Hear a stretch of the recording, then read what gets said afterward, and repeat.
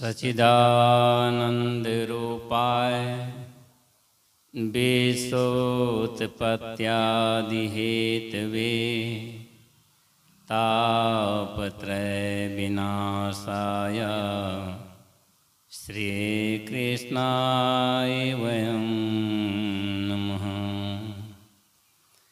चिंतामणिर्लोकसुखं सूर्द्रो स्वर्गसम्पदं प्रच्छति गृहप्रीतो वैकुंठं योगी दुर्लभम्। श्री सद्गुरु महाराज की जय। अव्यक्त रूप में विराजमान परम वंदनीय परमात्मा स्वरूप सद्गुरुदेव जी महाराज, पूज्य गुरुजन, धर्म सभा के समादरणीय सभापति महोदय, विद्वान संचालक भाई, धर्म मंच पर आसन जमाए मेरे वीर साधु भाइयों,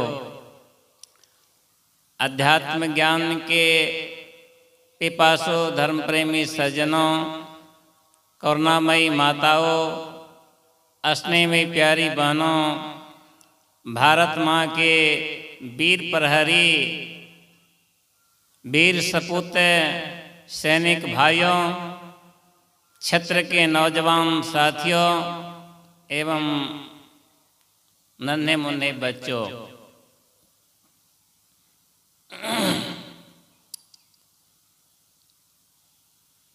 कुछ कहना पड़ेगा क्या? चेतना के पट खोल प्यारे, चेतना के पट खोल प्यारे, प्रेम बंसी की आवाज आने दो।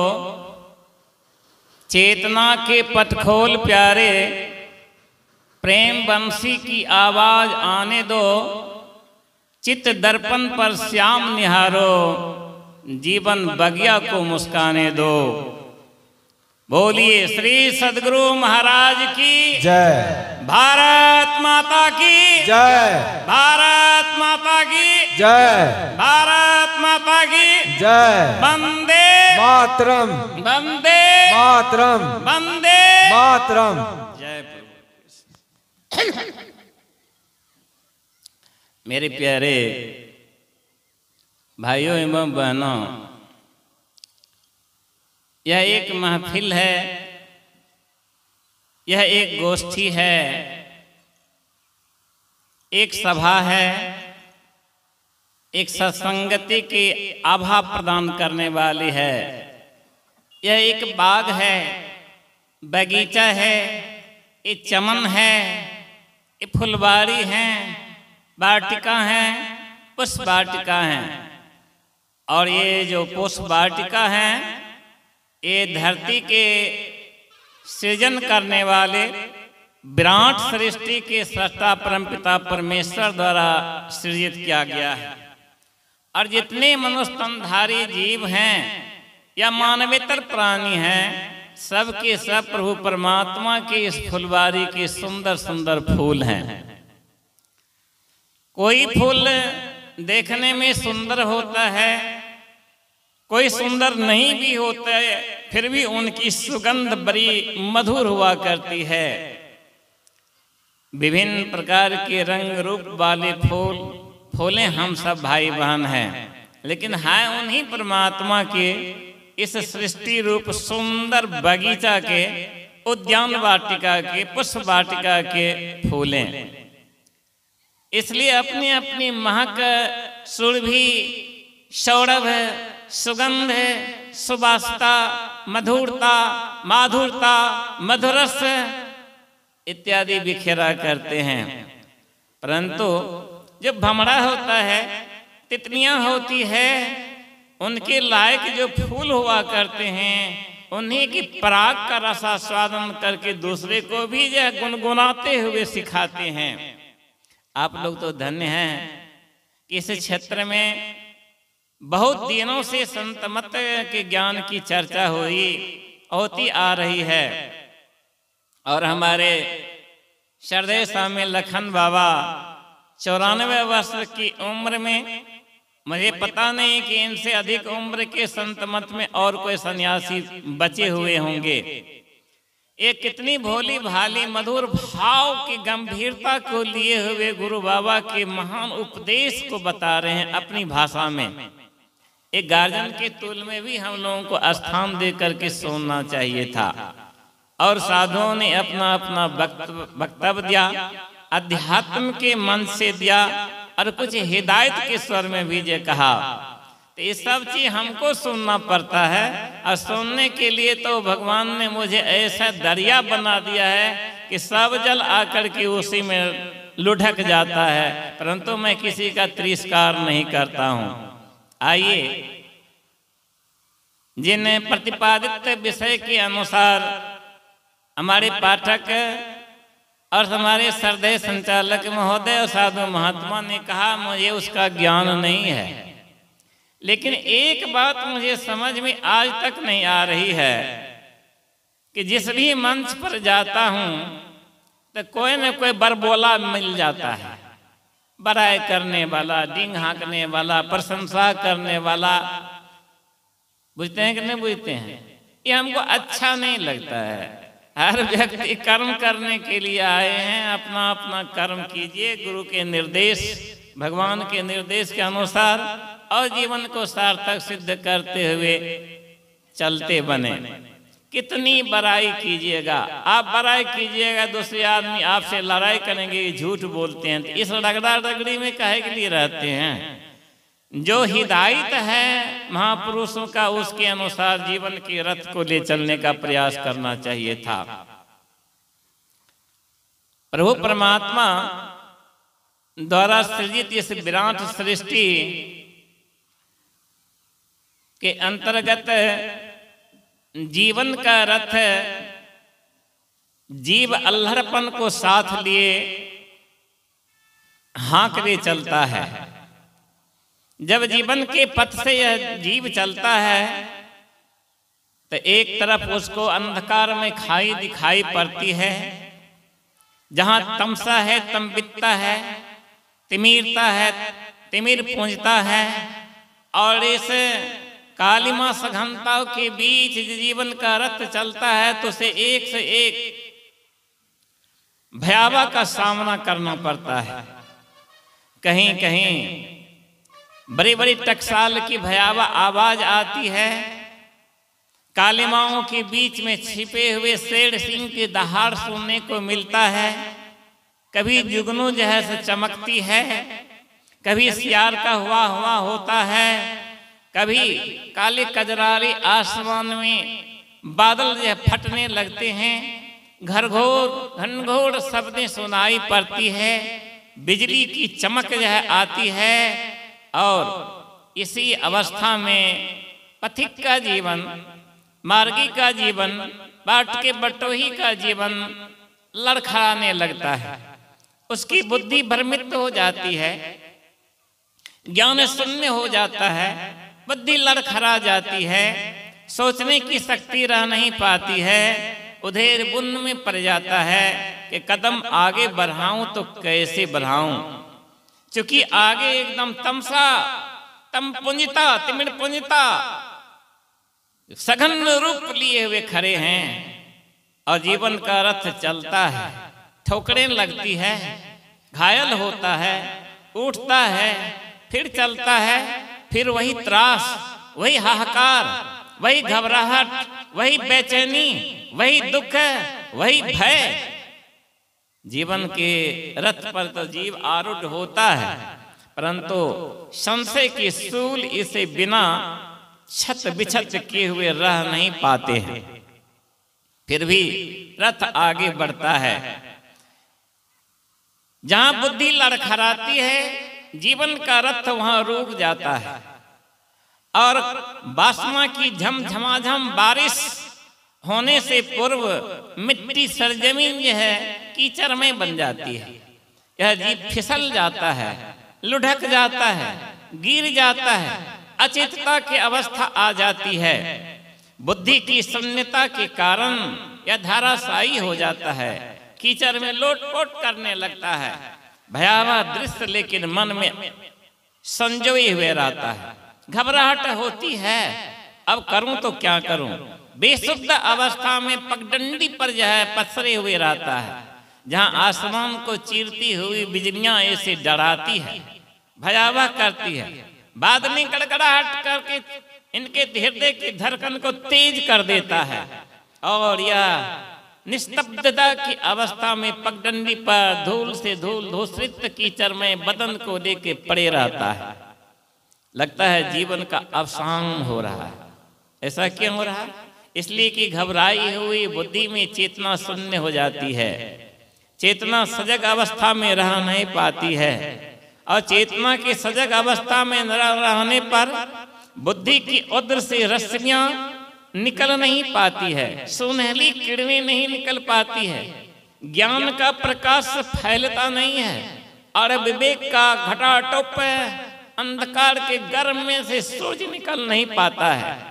जीव हतोत्साह हो जाता है, यह निर्बल दुर्बल हो जाता है, दुर्बलता उसकी साथी बन जाती है, और उसी के साथ रहने पर वह भी अपने को आनंदित मानता है। लेकिन बहुत समय गुजरने के बाद देव संजोग से नील गगन में पूर्व क्षितिज की ओर अंबर से जब सूर्य देव का आभास आता है, उनकी गुलाबी रश्मियां छिटकती है, इन बेहोशियों इंसान के गाल पर दो जोरदार तमाचा मारती है गुलाबी रश्मियां। धीरे धीरे इनकी पलकें खुलती है, पलकें खोलती है, आसमान की ओर तड़ेर करके देखता है वह काला करोटा बादल, कजरारे बादल, जहां से बिजलियां चमकती थी, गड़गड़ाहट हुआ करता था, अब छट चुका है, आसमान साफ सुथरा हो चुका है। नील गगन में भुवन भास्कर सूर्य देव जी महाराज माथे पर आकर के नाच रहे हैं, उसमें ऊर्जा पैदा कर रहे हैं, सामर्थ्य पैदा करते हैं, बल पौरुष पराक्रम को पैदा करते हैं, असीम ऊर्जा का भंडार जो है भरते हैं। ऐ बेहोशी इंसान, अरे उठ जरा, तुम अपने को कायर क्यों समझते हो? तुम तो अमृत से पुत्र हो, वेद के अनुसार तुम कायर नहीं हो, कपूत नहीं हो, तुम निर्बल दुर्बल नहीं हो। अरे अधमरे जैसे क्यों रहता है? तुम्हारे अंदर में वह असीम शक्ति है, वह पौरुष बल है, तुम उसी जगह। और बिना पराक्रम का व्यक्ति सोना सोना सा प्रतीत होता है। तुम चले हो संसार को जीतने के लिए, तुम चले हो प्रकृति पर विजय प्राप्त करने के लिए, तुम चले हो आत्मानंद का दर्शन दिग्दर्शन करने के लिए, तुम अपने अंशी से मिलने के लिए जा रहे हो, और थोड़ी सी घबराहट के कारण आज पगडंडी पर लोटपोट क्यों कर रहा है? क्यों लोटपोट कर रहा है? ए धूल का प्रवाह मत कर, कीचड़ का प्रवाह मत कर, आसमान में घहराने वाले, हहराने वाले, घड़घड़ाने वाले, दिल को धड़काने वाले काले कजरारे बादल से भयभीत मत हो। बिजलियों की चमक दमक पल भर के लिए तुम्हें निस्तब्धता की अवस्था में ला देगी, परंतु तुम अपनी सूरता को खो नहीं। तुम अपने सूर रश्मियां को संजो करके रखो, उठो, जागो, और एक बार फिर जागो, असीम ऊर्जा को प्राप्त करके जहां सायो चलो वही देशवा सुधिया का ही भुलाई रे। ऐ संसार वासियों, जहां से आए हो ना उस राह की ओर जैसे चलो। सूर्य देव की जो थप्पड़ें लगती है, उनकी किरणों की सजगता आती है, सचेष्टा आती है, जीव सावधान होता है, होश में आता है, और ज्ञान के नेत्र खोलते ही अपने घर की राह को धर लेता है। जाते जाते जाते जाते देखता है वही आलीशान चमचमाता हुआ मकान, वही सुंदर फुलवारी, वही उपवन, वही सजा हुआ बाग बगीचा और रोशनदान, और ऊपरी मंजिल से आवाज आती है, आओ बेटा, आओ बेटा। आवाज को सुन करके वहां पहुंचता, अपने स्वजन से, परिजन से, माता पिता से मिल करके आह्लादित हो जाता है। इसी के साथ उस मुसाफिर का जीवन भी विराम हो जाता है। ठीक उसी तरह से हम आप सब जीव परमपिता परमेश्वर के संतान हैं। इस धराधाम पर आए हैं, मृतलोक पर आए हैं, माया की नगरी में आए हैं और जीवन के रथ पर आरूढ़ होकर के गमन करना चाहते हैं और गमन करते भी हैं। तो किधर गमन करते हैं? जिधर हमारी इंद्रियां बहका करके ले चलती है। हमारा मन सबल बना हुआ है, हम पर हावी है, हमारी बुद्धि लड़खड़ा गई है, मैली हो गई है, मटमैली हो गई है, ज्ञान का चक्षु रह नहीं पाया और इंद्रिय सुख के पीछे हम उस पगडंडी से जाना चाहते हैं जिस पगडंडी पर फिसलन है, जहाँ चोटें हैं, जहाँ खतरा है और खतरा ही खतरा है, जहाँ पाप वासना की धूलें उड़ती है, पाप का कीचड़ है। ये सारी आफतों के साथ यह मुसाफिर गुजरता है, लोटपोट करने लगता है, ये धराशायी हो जाता है। किसके कारण? मन के बहकावे में, मन के कारण हो जाता है। क्योंकि मन हमेशा, मन भी सुख ही देता है जीव को, ज्ञान भी सुख ही देता है, लेकिन दोनों के सुख में अंतर होता है, दोनों के सुख में अंतर होता है।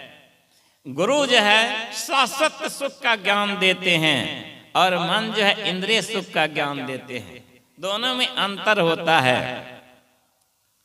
इसलिए गुरु बाबा ने बार बार हम लोगों को कहा, हिदायत जो है क्या है?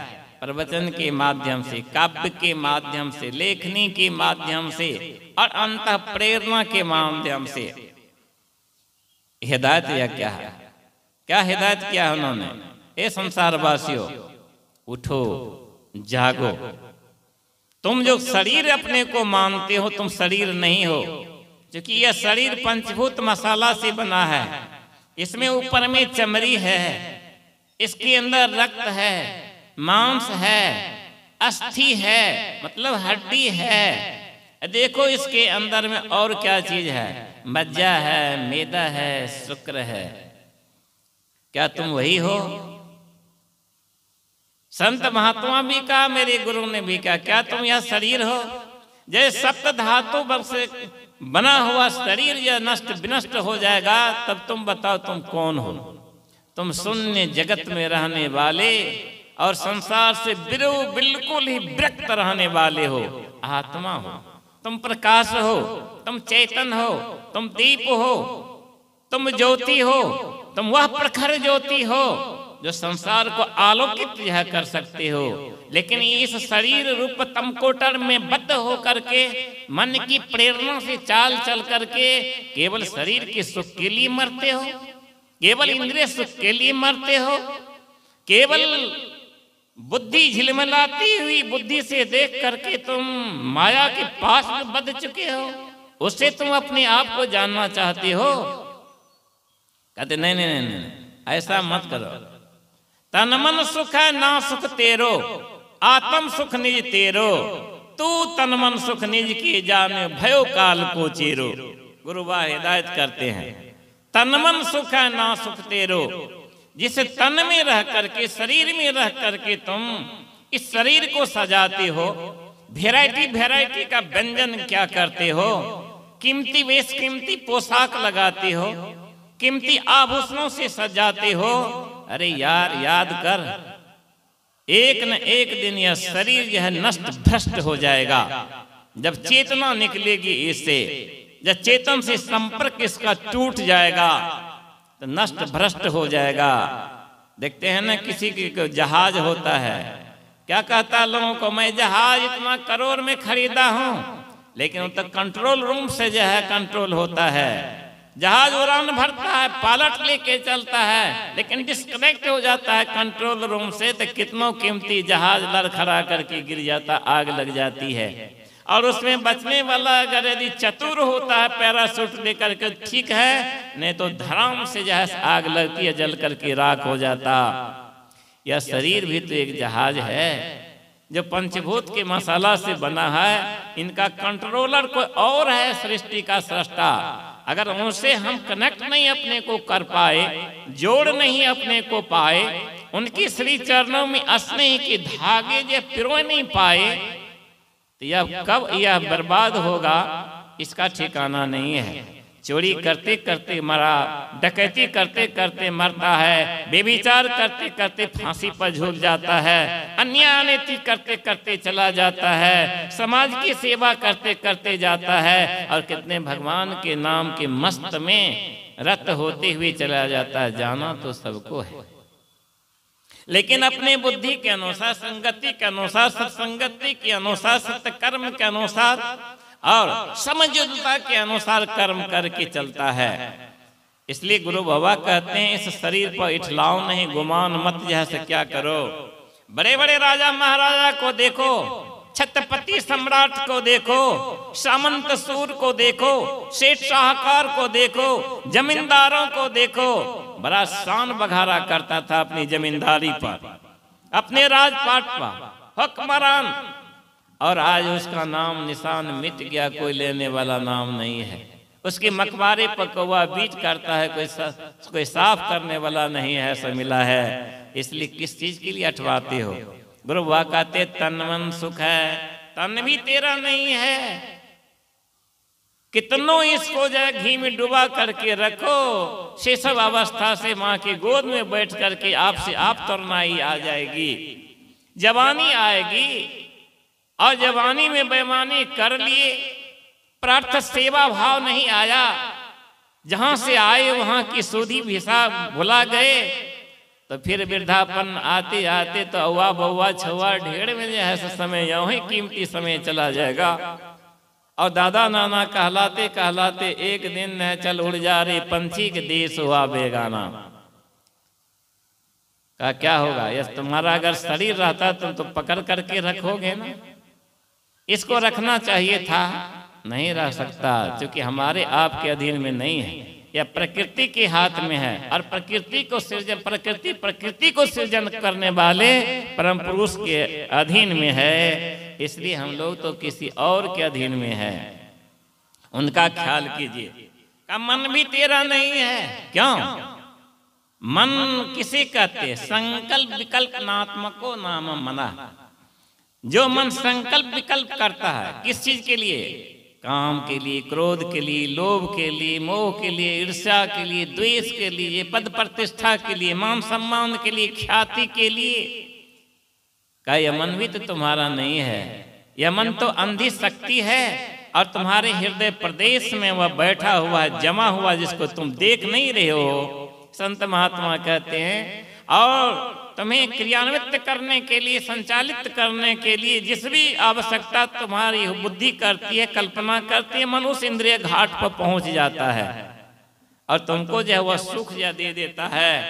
और यह जब सारे के सारे सुख, इंद्रियकृत सुख जो है, इंद्रिय सुख भोग जो है, यह नाशवान की ओर ले जाता है, गर्त की लोग अधः पतन की ओर ले जाता है।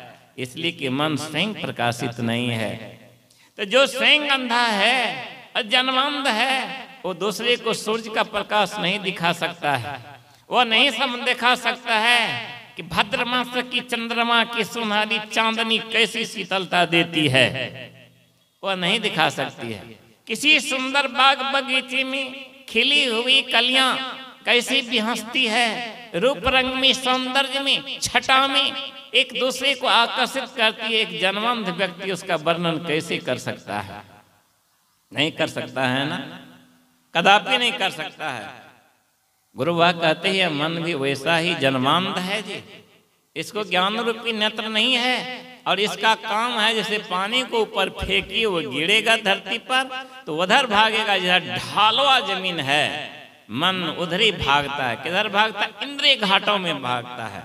और यह इंद्रियां ही बहुत बड़ा जाल है और जाल बीनने वाला यही मन है। ये व्यापार करता है, अंधा मन यह व्यापार करता है, अंधा बना बना करके सबको गर्त में ले जाता है। इसलिए कहा तन मन सुख है ना सुख तेरो, या मन के द्वारा संचालित इंद्रिय से जो सुख भोग होता है, कहा है इसका समय है, निश्चित समय है और तुम यूं ही उससे रूठ जाओगे।